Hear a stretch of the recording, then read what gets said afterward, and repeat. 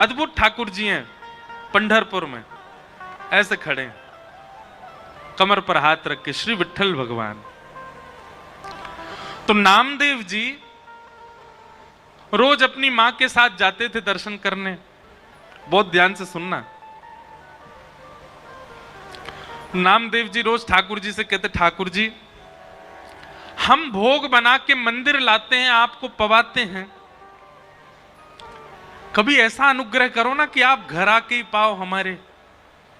वहीं मां गरम गरम चूल्हे पर रोटी बनाएगी, आप थाली पे बैठना, मैं आपको परोसा करूंगा, मेरे घर पे आके आप प्रसाद पाओगे, बड़ी कृपा होगी।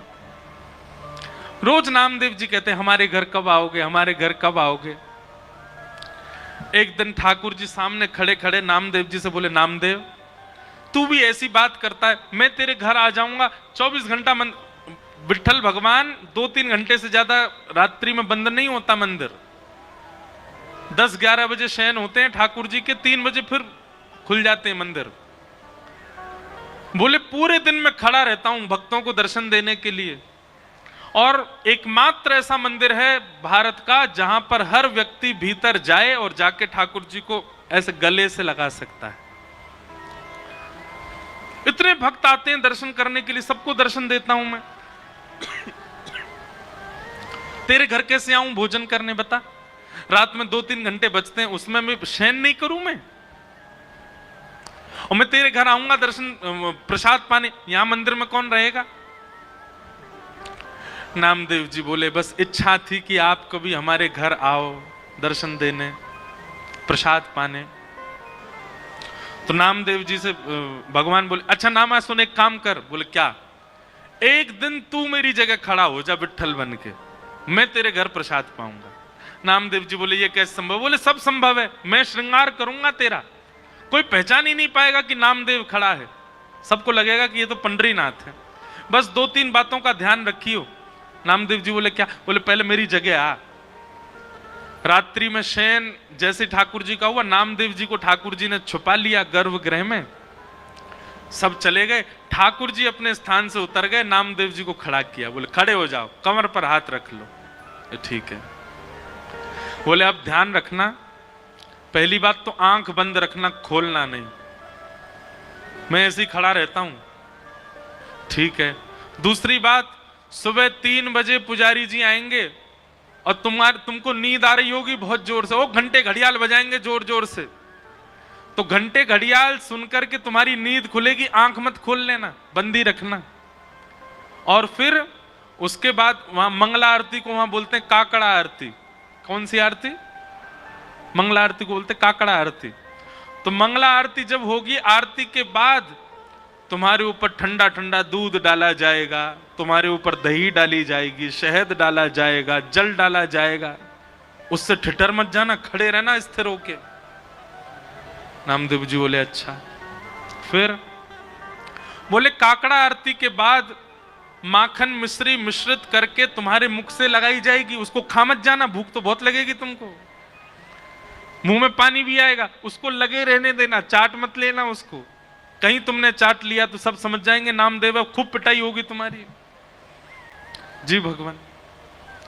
इतने भक्त आएंगे दर्शन करने के लिए, और सब आकर के तुम्हारे पैरों को ऐसे पकड़ करके अपना सिर रखा करेंगे।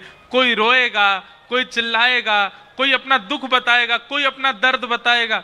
सबकी बातें सुन लेना, पूरी मत करना, क्योंकि एक की पूरी करी तो सबकी करनी पड़ जाएंगी।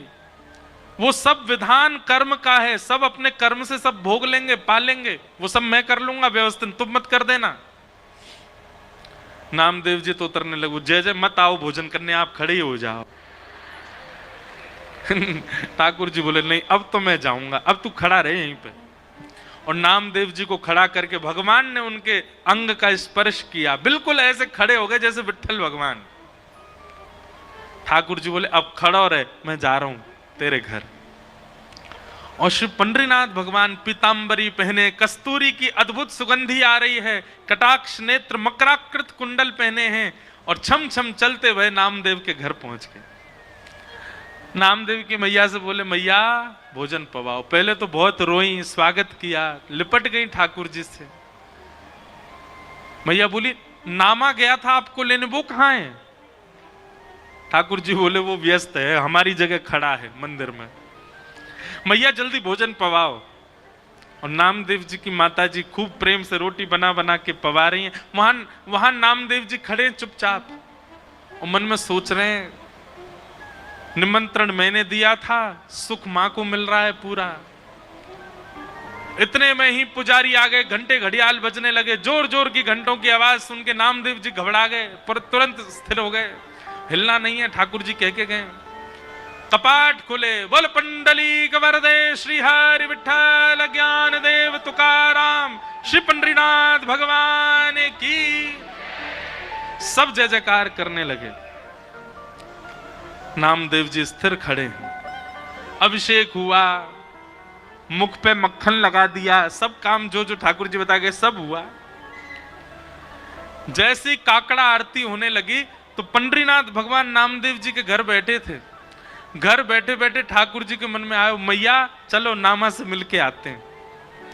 और एक काली सौल ठाकुर जी ने ओढ़ी, सिर के ऊपर डाल ली, अपना रूप छुपा लिया कि किसी को दिखूं ना। और भक्तों की पंगत में लंबी लाइन में ठाकुर जी खड़े हैं अपने भक्त को देखने के लिए। जैसे ही ठाकुर जी भीतर पहुंचे और अपनी ब्रह्म वेदी पर जब नामदेव को खड़ा हुआ देखा, ठाकुर जी दूर से बलैया लेने लगे, आहा नामा कितना अच्छा लग रहा है, कितना प्यारा लग रहा है मेरा नामा। ठाकुर अब वहां सब गर्भगृह में जाते हैं। जैसे ही ठाकुर जी गर्भगृह में पहुंचे, कंबल उम्बल में ढक के गए थे। नामदेव जी को पता चल गया ठाकुर जी आए हैं। ठाकुर जी मन ही मन नामदेव से बात कर रहे हैं, बोले नौच लूं तुझे? नामदेव कह रहे नहीं नहीं भगवान, मैं उछट जाऊंगा, पुजारी पकड़ लेंगे मुझको। ज्यों ज्यों ठाकुर जी पास आए, नामदेव जी कह रहे हैं ठाकुर जी आप प्रणाम मत करना मुझको। ठाकुर जी बोले नहीं, आज तो प्रणाम करूंगा, आज तो वंदन करूंगा।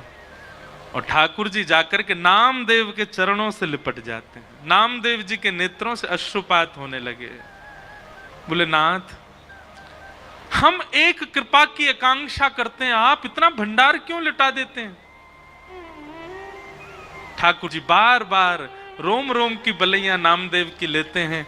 और तब से लेकर आज तक पंढरपुर में नियम है कि साल के 365 दिन में से एक दिन आज भी ऐसा मान्यता है कि वहां श्री पंडरीनाथ भगवान नहीं होते, वहां नामदेव जी ही खड़े होते हैं।